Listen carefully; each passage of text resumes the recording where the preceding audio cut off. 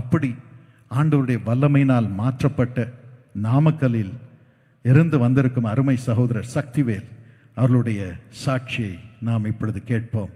அவருடைய வாழ்க்கை மகிமையாக மாற்றப்பட்டது. Welcome brother. உங்கள் பேர் சொல்லுங்கள் பிரதர். என் பேர் பார்த்தீங்கன்னா சக்திவேல். நான் பார்த்தீங்கன்னா இயேசு அறியாத குடும்பத்திலேருந்து வரேன்.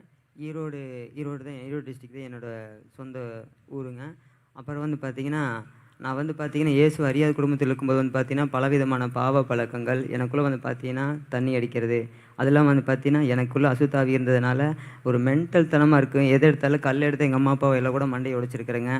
அப்புறம் பார்த்தீங்கன்னா பார்த்தீங்கன்னா எங்கள் அம்மாவை ஒரு நாள் சொல்லும்போது எங்கள் அண்ணன் எல்லாம் அடித்து மண்டையை உடைக்கும்போது தண்ணி போட்டுக்கிறேன், டெய்லி பிரச்சனை பண்ணுறான் அப்படின்னு கூட கொஞ்சம் கூட நிம்மதி இல்லாத இருந்தது. திடீர்னு தூங்கவே முடியாது. அமாவாசை ஆனால் திடீர்னு கெட்ட கனவு எங்கேயாவது போயிடலாம், போய் செத்து போகலான்னு என் காதுக்குள்ளே பிசாசானவன் பேசிகிட்டே இருப்பான்.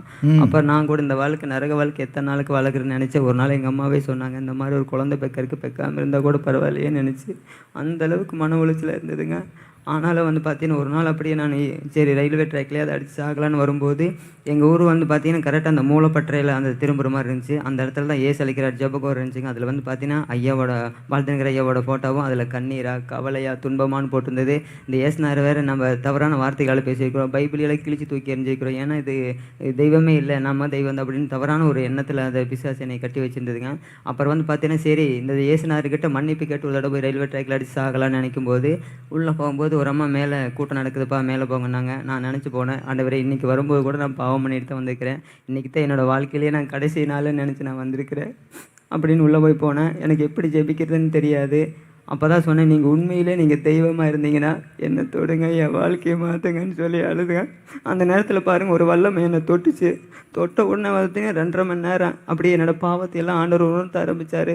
நான் அப்படியே ரொம்ப அளவுக்கு அதிகமாக 2 மணி நேரம் அடிச்சு என்ன பிரசங்கம் பண்ணாங்கன்னு எனக்கு சரியாக அது காதுக்குள்ளே போகலைங்க. அப்புறம் போனோன்னே உடம்புல ரொம்ப ஃப்ரீயாக இருந்தது, எனக்கு தெளிந்த புத்தி இருந்தது. எனக்கே தெரிஞ்சுது ஐயோ நம்ம இந்த இடத்துல எப்படி வந்தோன்னு எனக்கே தெரியாத மாதிரி இருந்துச்சுங்க. அப்புறம் பார்த்தீங்கன்னா நம்மகிட்ட சொன்ன அம்மா இந்த மாதிரி நான் சாகலான்னு தான் வந்தேங்கம்மா, இந்த அடைக்கல பட்டணத்தில் நான் இங்கேயே இருந்துக்கிறேன்னு சொல்லி அங்கே தான் பார்த்தீங்கன்னா ஒரு வாட்ச்மேன் மாதிரி நான் 2 வருஷம் இருந்தேங்க. ஆனாலும் பார்த்தீங்கன்னா கர்த்தருடைய கிருபையினால் ஐயா நாமக்கல் பிரேயர் டேபிள் ஒரு தடவை சேலம் பிரேயர் டேபிள் ஓப்பன் பண்ணும்போது அந்த இடத்துல நாமக்கல் கூட்டம் வச்சுருந்தாங்க. அந்த கூட்டத்துக்கு போகும்போது லைனில் பார்த்தீங்கன்னா எனக்கு தலை மேலே கை வச்சு உனக்கு தீக்கு தரிசன ஆவியினால் கர்த்தர் உன்னை நிரப்புவார், உன்னை பார்த்தீங்கன்னா எளிமை பிரகாசிப்பேன்னு சொன்னார். அதே மாதிரி அந்த தேவனுடைய ஸ்தானாதிபதி புக் இருந்தது, அதை ரொம்ப படிக்கும்போது ஞானிகளை வெட்கப்படுத்தும்படி தேவன் உலகத்தில் பலவீனமானவர்களை தெரிந்து கொண்டாருன்னு அந்த புக்கில் ரொம்ப அளவுக்கு அதிகமாக அந்த புக்கை நான் தியானிக்க ஆரம்பித்தேன். அதுக்கப்புறம் பார்த்தீங்கன்னா கர்த்தரோட கிருபையினால் நான் ஜெபிச்சு பேய் பிசாசும் போச்சு, கேன்சர் கூட சரியாகும்படி கர்த்தர் செய்தார்.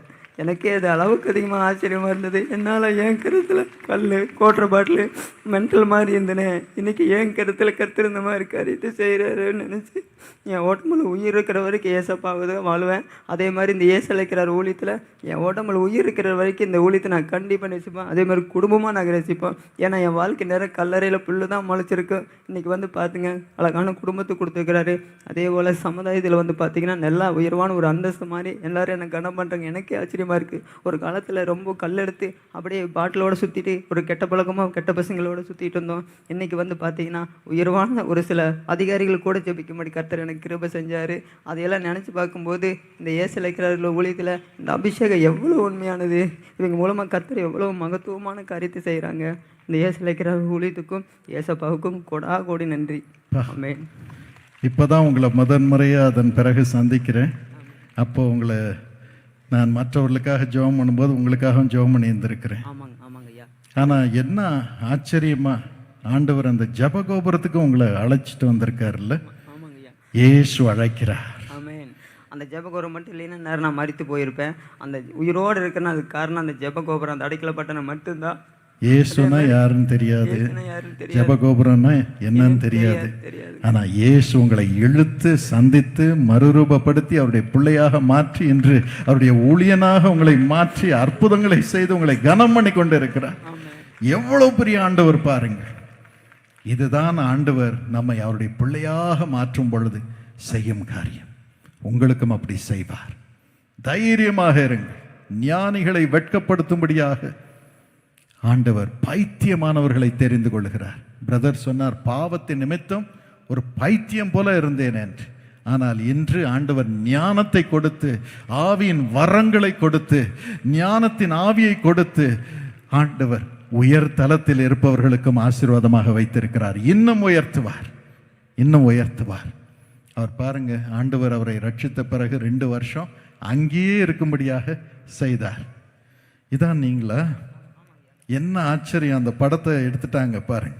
Price God, God bless you. எப்படி ஜெபம் பண்ணியிருக்கேன், அந்த ப்ரேயர்ட்ட வரலையா? அது நாமக்கல் மீட்டிங்லையா? நாமக்கல் மீட்டிங்கில் எத்தனை பேர் நாமக்கல்லேருந்து வந்திருக்கிறீங்க? உங்கள் கரங்களை உயர்த்துவீர்களா? நாமக்கல்லேருந்து வந்திருக்கிறவர்கள். அந்த கூட்டத்திலே ஆண்டவர் மகிமையாக கிரியை செய்தார். தேங்க்யூ, காட் பிளஸ் யூமா. தகப்பனே, இன்னும் அது மகனை ஆசீர்வதியும். ஆண்டவனே, அவரிடத்தில் இருப்பதையெல்லாம் துக்கத்தில் இருக்கும் மக்களுக்கு அப்படியே கொடுத்து விடுகிறார். அப்பா, எவ்வளவு உதாரத்துவமான இருதயத்தை கொடுத்திருக்கிறீர். ஆகவே அவர்களை ஸ்திரமாக ஸ்தாபித்து சம்பூர்ணத்தை கொடுத்து அவர்களை இன்னும் உயர்த்தும். அவள் வீட்டை கட்டும், செழிப்புள்ள காலங்களை தாரும். மகனை ஆசீர்வதியும், பாக்கியவானாக வளரச் செய்யும். அப்பா, எப்பொழுதும் அவனுக்கு ஆசீர்வாதத்தை கொடுப்பீர். விளையாட்டிலும் அவனை உயர்ந்த ஸ்தானங்களுக்கு கொண்டு செல்வீர். அதன் மூலம் அவன் பெயரை உயர்த்துவீர். அதை கண்டு உமக்கு நன்றி செலுத்துகிறேன். ஆசீர்வதியும். ஆமென். God bless you. God bless you, brother. Praise God. உங்களுக்கும் அப்படியே செய்வார். தேவனுடைய பிள்ளையாக முதலாவது உங்களை மாற்றி உங்கள் குடும்பத்திலே வைக்கிறார். உங்கள் குடும்பத்தில் இருக்கும் ஒவ்வொருவரையும் இப்படியே மாற்ற ஆண்டவருக்கு வல்லமை உண்டு. என்றும் என் பிள்ளை சரியில்லையே, என் கணவன் சரியில்லையே, மனைவி சரியில்லையே என்று நீங்கள் சொல்லக்கூடும். ஆனால் ஆண்டவர் இயேசு இன்று சொல்லுகிறார், நீ என்னை விசுவாசி, நீ என்னை விசுவாசி, அப்பொழுது நீயும் உன் வீட்டாரும் ரட்சிக்கப்படுவீர்கள். என்னுடைய பிள்ளைகளாக மாறுவீர்கள், தேவனுடைய பிள்ளைகளாக மாறுவீர்கள். தேவனுடைய சுதந்திரம் உங்களுக்கு உரியதாக இருக்கும். பைத்தியத்தில் இருந்து சுயாதீனத்தை கொடுத்து கனத்தை கொடுத்து உயர்த்துவாய் என்று சொல்லுகிறார்.